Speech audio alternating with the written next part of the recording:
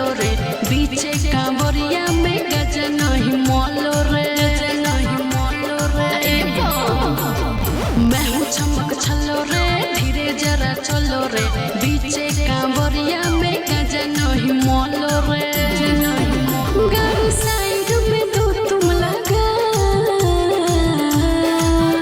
आगे भोला बाबा पे चलो दी है तो चढ़ाई रकबा से देवो तोरा देव घर घुमाई भोला बाबा पे चलो दी है तो चढ़ाई रकबा से देवो तोरा देव घर घुमाई मैं हूँ चमक छलो रे धीरे जरा चलो रे रकबा से देवो तोरा देव घर घुमाई गजन ही मोलो रे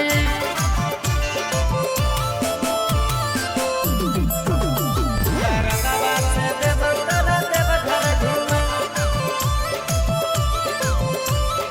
मैं हूँ चमक छलो रे धीरे जरा चलो रे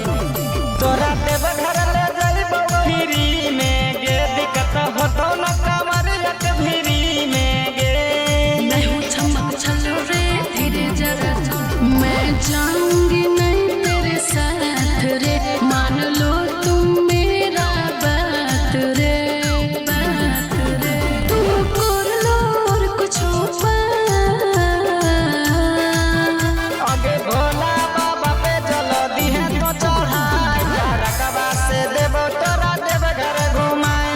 भोला बाबा पे चलो दी है तो चढ़ाई रकबा से देवो तोरा देव घर घुमाई मैं हूँ चमक छलो रे धीरे जरा चलो रे रकबा से देवो तोरा देव घर घुमाई गजन ही मोलो रे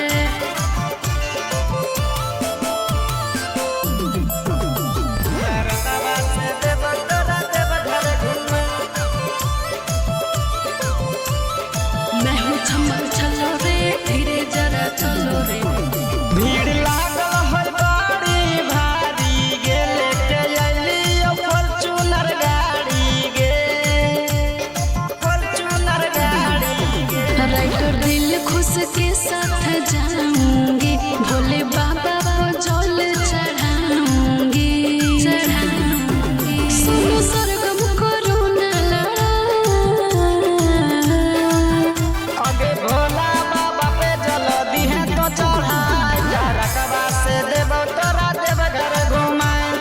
भोला बाबा पे चलो दी है तो चढ़ाई रकबा से देवो तोरा देव घर घुमाई रकबा से देवो तोरा देव घर घुमाई।